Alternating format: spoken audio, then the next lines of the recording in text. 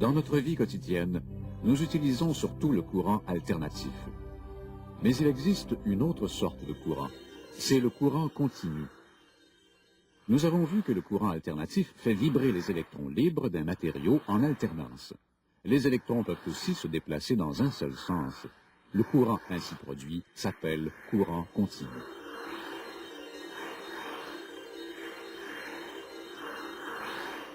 Les piles sèches ou encore les batteries d'accumulateurs comme celles qu'on trouve dans une automobile produisent du courant continu.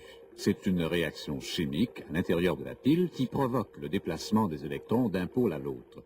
Mais n'allez pas vous imaginer que les électrons filent à la vitesse de la lumière. Ils vont plutôt à la vitesse d'un homme qui marche.